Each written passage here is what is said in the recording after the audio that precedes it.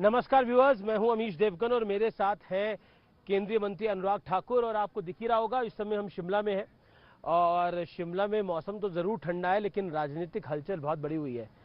अनुराग जी, ये आपका गृह राज्य भी है और 5 साल बीजेपी का शासन रहा है। कहते हैं 5 साल बाद कोई वापस नहीं आता है। कहते तो ये भी थे 2014 में कि कोई पूर्ण बहुमत की सरकार नहीं लाता है। मोदी जी ने पूर्ण बहुमत की सरकार भी बनाई, शानदार तरीके से चलाई। 2019 के चुनाव आए तो सबने कहा अब तो नहीं आते, लेकिन मोदी जी की सरकार उससे ज्यादा सीटें जीत कर आई। उत्तर प्रदेश, उत्तराखंड, मणिपुर, गोवा के चुनाव हुए, वहां पर भी सरकारें रिपीट नहीं होती थी। चारों जगह पर कमल खिला, फिर भारतीय जनता पार्टी की डबल इंजन की सरकारें बनी। अब हिमाचल और गुजरात की बारी है, फिर कमल खिलने की तैयारी है। आम आदमी पार्टी भी ताल ठोक रही है और उनको लगता है कि वो भी कुछ जलवा यहाँ पर बिखेर सकते हैं। 4 महीने पहले आम आदमी पार्टी की दुकान बंद हो चुकी है। जैसे उत्तराखंड और उत्तर प्रदेश में उनके खाते नहीं खुल पाए और जमानतें जब्त हुई, हिमाचल प्रदेश में भी जमानत लेकिन आप बचानी भूल रहे हो मुश्किल है। बगल का राज्य पंजाब में है और भगवंत पंजाब मान में वहाँ के भी सीएम है। पंजाब में 3 महीने में 70 हत्याएं हो गई, गैंग वॉर शुरू हो गई, कानून व्यवस्था चरमरा गई। पंजाब के स्वास्थ्य मंत्री का भ्रष्टाचार के चलते इस्तीफा हो गया। ये 2 महीने में गुल खिला दिया अरविंद केजरीवाल जी की पार्टी ने। भ्रष्टाचार की प्रतीक, अराजकता की प्रतीक आम आदमी पार्टी बन चुकी है। इस बारी भारतीय जनता पार्टी के लिए समस्या, भारतीय जनता पार्टी के अपने लोग बन गए हैं जो खास तौर पर बागी खड़े हो गए हैं। वो कितनी बड़ी समस्या है भारतीय जनता पार्टी की? नहीं, निश्चित तौर पर कोई पार्टी का नेता खड़ा हो जाए चिंता होती है, बनाने का प्रयास किया, नहीं रुके। लेकिन जनता जानती है जो विकास किया है वो भाजपा ने किया और जिसके पास कमल का चुनाव चिन्ह है वही सही उम्मीदवार है। ऐसा क्यों हुआ मैनेज नहीं हो पाया? मोदी जी ने भी प्रयास करा मैनेज करने का, जैसे कांग्रेस ने भी एक ऑडियो ट्वीट करा जिसमें मोदी जी एक कैंडिडेट को बोल रहे हैं। देखिए, प्रयास हम कार्यकर्ता हैं, सब चुनाव को हम ये नहीं देखते कौन क्या है, लेकिन प्रयास करते हैं कि हर किसी को रोका जाए, मनाया जाए। कोई नहीं मानता उस पर आप नहीं कर सकते, फिर आप अपने बात को आगे बढ़ाते हैं जी। जो लड़ रहे हैं एक की बजाय 4 से कोई फर्क नहीं पड़ता। हमें अपने काम में विश्वास है और मैं आप पूरे विश्वास के साथ कहता हूं कि डबल इंजन की गाड़ी भाजपा संग पहाड़ी। मैं आपका एक रैली देख रहा था जिसमें आप थोड़ा इमोशनल भी हो गए, बड़ी हेडलाइन भी बनी। क्या कारण रहा इमोशनल होने का? 2017 में जब हम चुनाव लड़े जी, तो कुछ विधानसभा क्षेत्र ऐसे थे जहां पे हम लोग हारे, लेकिन जब मैं 2019 का लोकसभा का चुनाव लड़ा, उन्हीं विधानसभा से 29,000, 29,000, 28,000, 27,000 ऐसे लीड्स आई। तो 1.5 साल में जो हमारे कार्यकर्ताओं ने काम करके पार्टी को खड़ा किया, वो कार्यकर्ता और संगठन की ताकत दिखाती है। और इस चुनाव में भी वो कार्यकर्ता के चेहरे पे जो चमक थी, जोश था, मैं मन ही मन में सोच रहा था कि 2017 का बदला लेने के लिए ये सब तैयार हैं। और बहनों में जो जोश, युवा जो नारे लगा रहे थे, उन्होंने मुझे भावुक कर दिया कि मैं किस राजनीतिक दल से आता हूं। माना जाता है आपके सीएम पॉपुलर नहीं है, ये एक पॉलिटिकल पंडित आरोप लगाते हैं कि सीएम पॉपुलर नहीं है। नहीं, ऐसा नहीं है जी। जयराम जी की सरकार ने बहुत शानदार काम किया और आप देवभूमि में आए, एक कप चाय तो जरूर पीजिए। जी जी जी, आप बहुत धन्यवाद, थैंक यू। तो जयराम जी की सरकार ने बहुत शानदार काम किया जी। मोदी जी आयुष्मान भारत योजना लाए, हम प्रदेश में हिमकेयर योजना लाए जी, वहां पे उज्ज्वला योजना लाए, हम हिमाचल प्रदेश में मुख्यमंत्री गृहिणी योजना लाए। आप भी हिमाचल का बड़ा चेहरा है और अगर हम देखें तो आपकी भी लोकप्रियता है। क्या हम भविष्य में आपको भी किसी बड़े रोल में, खासतौर पर प्रदेश के अंदर, देश में तो आप बड़े रोल में हैं ही, एक बड़ी जिम्मेदारी है ही, लेकिन प्रदेश में बड़े रोल में देख सकते हैं? इस सवाल को थोड़ा मैं मोड़ता हूँ। आप क्रिकेटर भी, आप क्रिकेट एडमिनिस्ट्रेशन में भी रहे हो, क्रिकेटर भी रहे हैं, आपने मतलब नेशनल लेवल्स तक खेला हुआ है, तो इसलिए मैं पूछ रहा हूँ कि हर प्लेयर का एक सपना होता है कि मैं भी टीम का कप्तान बनूं। होता है, इसमें तो कोई दो राय नहीं है। डिपेंड करता है आप किस भूमिका में हो। कई बार कुछ लोग कप्तान बनकर भी कुछ नहीं कर पाते, आप स्टार बैट्समैन बनकर भी दिल जीत लेते हैं। तो आप जिसको जो भी जिम्मेदारी मिली है, आप वहां पे अपना 100% दीजिए, संगठन के लिए, सरकार के लिए, राज्य के लिए, देश के लिए। मुझ में और जयराम जी में क्या अंतर है? हम एक ही पार्टी के कार्यकर्ता हैं, वो हमारे वरिष्ठ नेता हैं, वो मुख्यमंत्री हैं, शानदार सरकार चलाई है और उन्हें दूसरी पारी जरूर मिलनी चाहिए। एक सवाल है कि कांग्रेस कह रही है कि भ्रष्टाचार बहुत हुआ है, उन्होंने 23 पन्नों की एक रिपोर्ट भी जारी करी है। आप हमेशा आरोप लगाते थे कांग्रेस भ्रष्टाचार कर रही है, कांग्रेस भ्रष्टाचारी है, लेकिन इस प्रदेश में कांग्रेस आरोप लगा रही है कि बीजेपी भ्रष्टाचार कर रही है। उनकी चार्जशीट पर जितना हंसा जाए उतना कम है जी। 5 साल तक कांग्रेस के मुंह से कुछ नहीं निकला, चुनाव घोषणा होने के बाद ये चुनाव से 2 दिन पहले वो करते हैं। एक में भी सत्यता नहीं है, एक भी आरोप सिद्ध करने वाले नहीं है। जयराम जी की सरकार ने ईमानदारी के साथ काम किया, कोई भ्रष्टाचार का दूर दूर तक लेने का नाम नहीं है। अनुराग जी, एक बात तो आप भी मानेंगे, इस बारी बीजेपी और कांग्रेस के बीच में एक बड़ी फाइट है, लेकिन कांग्रेस का कोई बड़ा नेता यहां नहीं आ रहा। लेकिन उसके बावजूद कांग्रेस अगर फाइट में है तो ये कांग्रेस के लिए उपलब्धि है। हो सकता है उनके बड़े नेता ना आ रहे हो, इसलिए उनका भला हो रहा थोड़ा बहुत, जो आप कह रहे हैं। क्योंकि राहुल जी जो यात्रा लेके चले हैं, वो टुकड़े टुकड़े गैंग को साथ में लेके चले हैं। लेकिन वो तो भारत जोड़ने की बात कर रहे हैं। अरे भाई साहब, जो भारत तोड़ने की बात करते हैं उनको साथ में लेके चले हैं। जो 3.5 जो नारा लगाते थे, भारत के टुकड़े हो हजार, इंशाल्लाह इंशाल्लाह, कन्हैया। जो पोस्टर चिपकाते थे, a country without a post office, एक ऐसा देश जिसका नामो निशान ना हो, ऐसे लोग उस यात्रा में शामिल हैं। वो भारत जोड़ने की नहीं, तोड़ने वाले की बात। क्या आपको लगता है कि उसमें राहुल गांधी की इमेज बहुत इंप्रूव हुई है, एक परसेप्शन जो है वो इंप्रूव हुई है, ये ग्राउंड लेवल के लीडर हो गए हैं? आपने भी एक यात्रा करी थी, तिरंगा यात्रा, अगर आपको याद होगी, हमने तब कवर करी थी। लेकिन अब राहुल गांधी भारत जोड़ो यात्रा कर रहे हैं, तो इसमें फर्क क्या है? फर्क ये है कि हमने तिरंगा यात्रा क्यों की थी।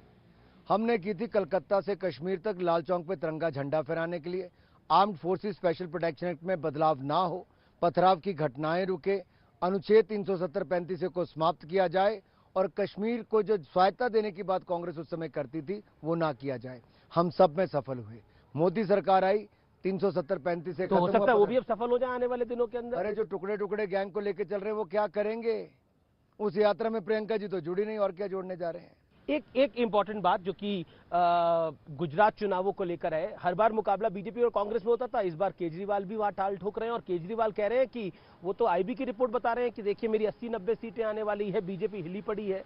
इस देश में ये सबसे केजरीवाल फिनोमेना पे आप क्या कहना चाहते हैं? फर्जी और झूठ बोलने वाले का अगर किसी को खिताब मिलेगा तो अरविंद केजरीवाल जी को वो कहते हैं कि मेरे बारे में झूठ, केजरीवाल के बारे में झूठ फैलाया जा रहा है, सत्येंद्र जैन के बारे में झूठ फैलाया जा रहा है, मनीष सिसोदिया, भगत सिंह है, केजरीवाल जी को खुद में कृष्ण नजर आ रहे हैं। भगत सिंह जी को बदनाम करने का अधिकार केजरीवाल जी को किसी ने नहीं दिया। एक वो नौजवान जिसने देश के लिए अपना बलिदान दे दिया आजादी दिलाने के लिए, उसका एक भ्रष्ट नेता के साथ तुलना करते हैं जी, जो शिक्षा मंत्री बन के शराब घोटाला करते हैं, मुख्य आरोपी हैं। और अरविंद केजरीवाल जी एक जेल में बंद व्यक्ति से घूस खाने की बात, ये ऐसे गंभीर आरोप लगे हैं। चिट्ठी आई है सुकेश चंद्रशेखर की। क्या नैतिकता इनके पास अपने पद पर बने रहने के लिए? अन्ना हजारे जी से मैं पूछना चाहता हूं जी। वो कह रहे र्यूमर मॉन्गरिंग हो रही है, हमारे बारे में अफवाह फैलाई जा रही है। कोई कह रहा है कि सत्येंद्र जैन मसाज करा रहे थे, कह रहे वो कोई मसाज नहीं करवा रहे वहां पर, ये अफवाह फैलाई जा रही है उनके बारे में। इनके बारे में अफवाह? तो पंजाब के स्वास्थ्य मंत्री का इस्तीफा क्यों हुआ? दिल्ली के स्वास्थ्य मंत्री जेल में क्यों हैं? अच्छा, ये जो अब, क्योंकि राहुल गांधी के लिए एक महाराष्ट्र कांग्रेस के प्रेसिडेंट ने बोला कि जैसे भगवान राम ने, श्री राम ने यात्रा करी थी, वैसे राहुल गांधी यात्रा कर रहे हैं।